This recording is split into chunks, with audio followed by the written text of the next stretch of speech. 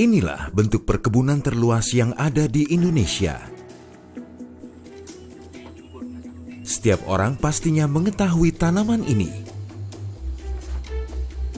Sebuah komoditas penyumbang ekspor terbesar Indonesia selain minyak dan gas. Tahun 2015, nilai ekspor produk dari tanaman ini mencapai 18,1 miliar US dollar atau berkontribusi sebesar 13,7% terhadap total ekspor Indonesia. Indonesia menguasai industri kelapa sawit dunia, memiliki kebun terluas dan kapasitas produksi crude palm oil atau CPO terbesar di dunia. Tanaman kelapa sawit adalah salah satu tanaman perkebunan yang paling berkontribusi pada negara. Namun, di balik kesuksesan industri kelapa sawit, tentu adanya praktik yang sangat diperhatikan. Salah satunya ialah pemanenan.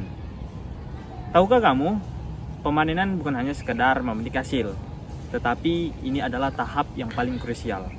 Jika panen terlambat, maka buah akan busuk dan juga mutu yang turun. Namun, panen yang akan terlalu cepat menyebabkan buah akan mentah dan menurunnya rendemen CPO.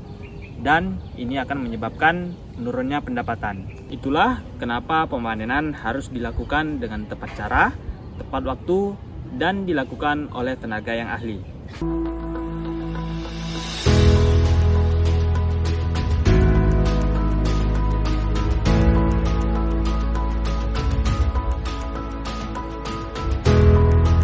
Berdasarkan Permendan nomor 131 tahun 2013, panen merupakan kegiatan pemotongan tandan buah dari pohon hingga pengangkutan ke pabrik kelapa sawit.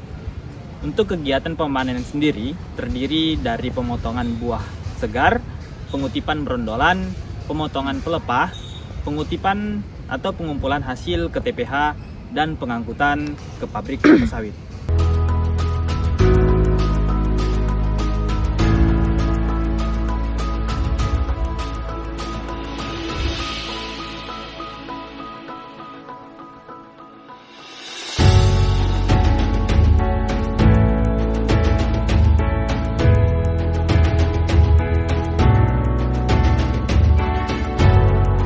Keberhasilan suatu kegiatan panen didukung dengan pengetahuan oleh pemanen, mulai dari persiapan panen, kriteria matang buah panen, rotasi panen, ancak panen, dan sarana dan prasarana.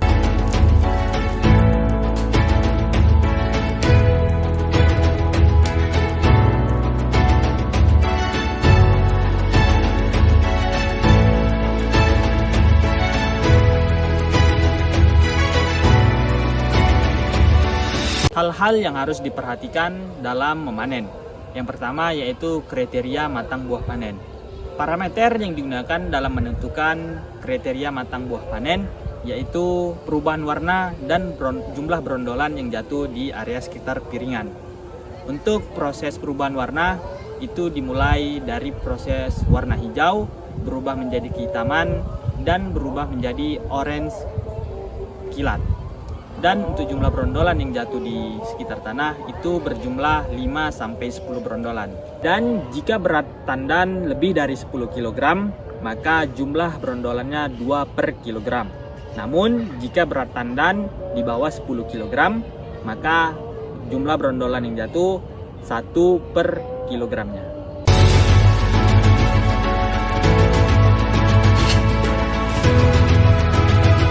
Yang kedua yaitu rotasi panen.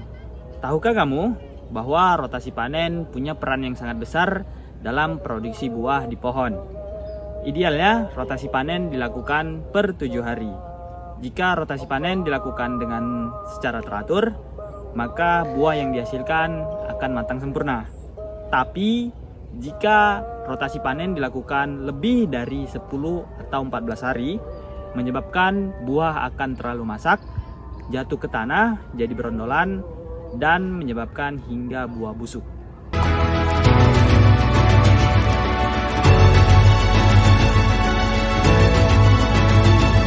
Yang ketiga yaitu sistem ancak panen. Sistem ancak panen terdiri dari dua macam, yaitu ancak tetap dan ancak giring. Ancak tetap yaitu setiap pemanen diberikan anca tetap dan dengan luasan yang tertentu dan harus selesai dengan waktu tertentu juga. Kemudian anca giring yaitu setiap pemanen diberikan anca per baris tanaman dengan digiring secara bersama-sama. Yang keempat atau yang terakhir yaitu kerapatan panen. Kerapatan panen adalah produksi pohon yang akan dipanen pada besok hari di luasan tertentu. AKP atau angka kerapatan panen adalah digunakan untuk meramalkan produksi panen pada besok hari, kemudian kebutuhan truk pada esok hari, kebutuhan pemanen pada esok hari, dan jumlah produksi panen pada esok hari. Kegunaannya agar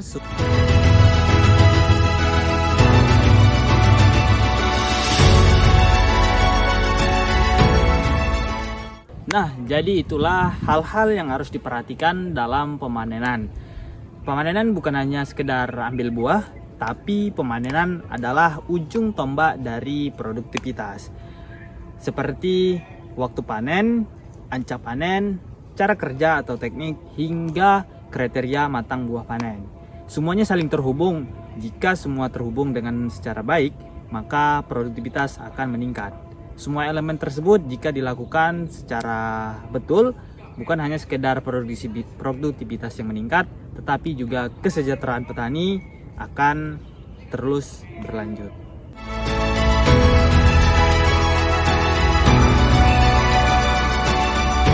Berdasarkan Permentan nomor 131 tahun 2013, cara memanen yang betul dan baik yaitu sebelum pemanenan dilakukan, pemanen harus melihat terlebih dahulu buah yang ada di pohon untuk melihat buah matang berada di ancaknya masing-masing. Hal ini dimaksudkan untuk melihat kematangan buah. Kemudian selanjutnya tandan buah yang ada di pohon dipotong menggunakan dodos untuk umur 3-5 tahun. Kemudian menggunakan egrek untuk umur lebih dari 8 tahun. Tandan bekas pemotongan pemanen itu berbentuk V, sehingga tidak ada tandan atau sisa tandan yang besar terbawa ke pabrik. Kemudian selanjutnya, jika jumlah pelepah kurang dari standar pelepah, tidak perlu dipotong. Namun jika pelepah cukup dan memenuhi standar, maka pelepah yang menyanggah buah, pelepah tersebut dapat dipotong.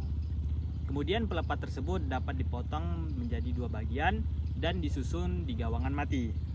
Selanjutnya, tandan disusun sebanyak 5-10 baris di TPH dengan tangkai menghadap ke jalan. Kemudian, tandan sebaiknya terhindar dari pelukaan pada saat pemotongan, pengangkutan ke TPH dan ke truk. Hal ini dimaksudkan untuk mencegah naiknya kadar asam lemak bebas atau ALB. Secara umum presentasi ALB setelah dipotong yaitu 0,2 sampai 0,7%, dan setelah jatuh ke tanah dapat meningkat menjadi 0,9 sampai 1% setiap 24 jam. Kalau kamu merasa informasi ini penting, jangan lupa like, comment, and subscribe. Demikianlah informasi yang dapat saya sampaikan. Terima kasih.